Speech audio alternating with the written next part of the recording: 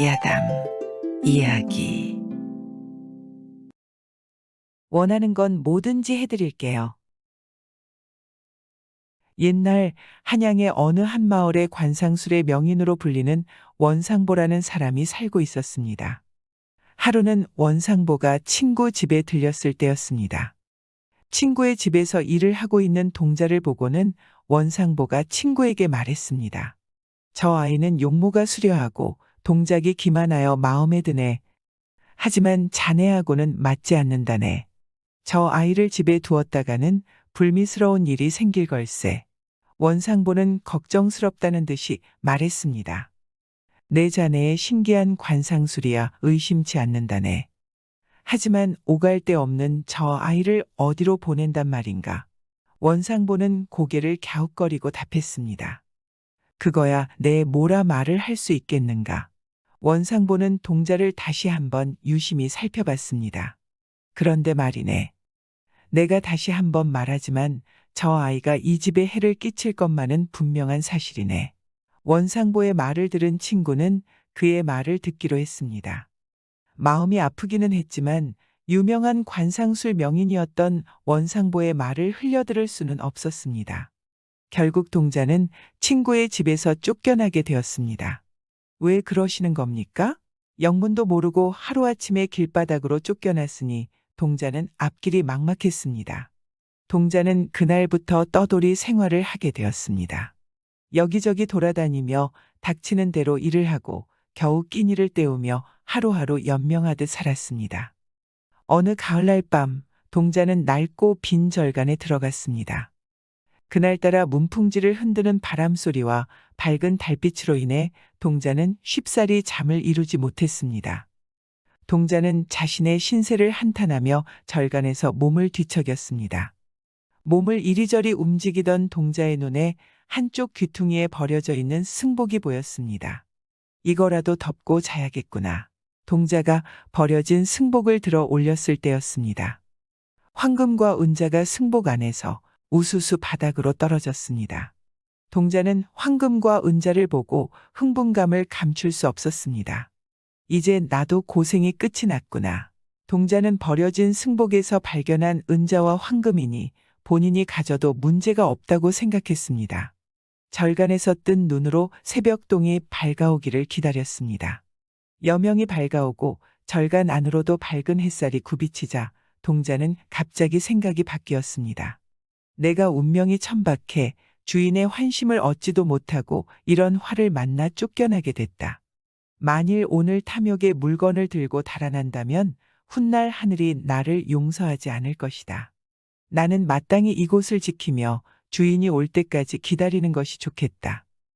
해가 중천에 걸리고 서편 하늘에 걸릴 때까지도 동자는 배고픔을 참으며 절간 안을 지키고 앉아 있었습니다.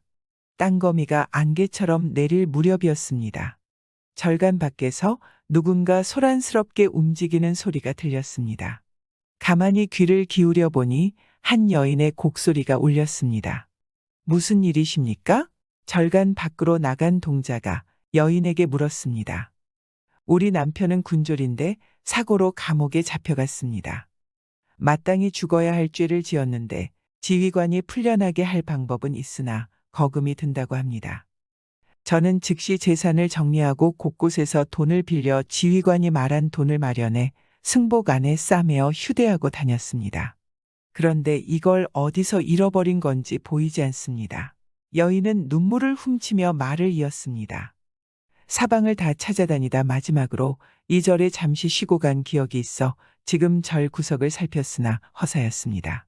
여인은 쉴 새 없이 눈물을 흘리고는 이제는 남편이 죽게 생겼다며 오열을 하기 시작했습니다. 승복에 얼마나 있었습니까? 여인이 말한 금액은 자신이 승복에서 발견한 황금과 은자의 숫자와 꼭 들어맞았습니다. 이게 맞으십니까? 동자가 가지고 온 황금과 은자를 보자 여인은 놀라서 눈이 커졌습니다. 제가 살해를 하겠습니다. 여인은 승복을 가슴에 품고 동자에게 말했습니다. 제가 살해금을 받으면 부인은 금액을 맞추기 위해 또 어딘가에서 돈을 빌려야 하지 않겠습니까? 어서 빨리 돌아가 남편을 구하십시오. 동자는 여인의 살해를 거절했습니다. 결국 여인은 동자가 찾아준 돈으로 남편을 석방시킬 수 있었습니다. 남편이 석방되고 나자 여인은 동자의 미덕을 잊지 못해 도처에 소문을 내고 다녔습니다. 동자에 대한 소문은 널리 퍼져나갔고 마침 자식이 없는 고위 관리의 귀까지 들어가게 되었습니다. 관리는 동자를 집으로 불렀습니다. 그리곤 그의 따뜻한 마음을 높이 사 양자로 들였습니다. 세월이 흘러 관리는 퇴직하게 되었고 양자로 들어간 동자가 부친의 직위를 세습하게 되었습니다. 부친의 직위를 세습한 동자는 문득 과거 자신을 내쫓았던 주인이 떠올랐습니다. 동자는 주인이 그때 왜 자신을 쫓아냈는지 묻고 싶어졌습니다. 저를 기억하시겠습니까? 주인은 동자를 반갑게 맞아주었습니다. 그리고 동자가 궁금해하는 쫓아내게 된 경위에 대해 설명해 주었습니다. 이제 곧 원상보가 올 때가 될 테니 기다려주겠는가? 그러죠. 얼마 지나지 않아 원상보가 동자의 옛 주인의 집으로 들어섰습니다. 원상보가 왔다는 이야기를 전해 들은 동자는 일부러 허름한 하인 옷으로 갈아입고는 찻상을 들고 원상보가 있다는 방으로 들어갔습니다. 찻상을 들고 들어온 동자를 보고 원상보는 놀라 자리에서 일어났습니다. 이 사람은 원래 이 집에서 일을 했던 아이가 아니오.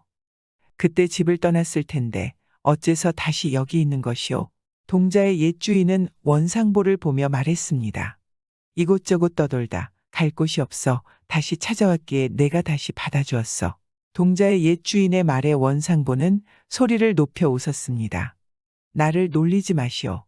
지금 당신의 하인이 아니라 삼품 무관이요. 용모가 지난 날과 완전히 다른 것을 보니 하늘이 놀라 감동할 만한 일을 벌여 관상이 바뀐 것 같소.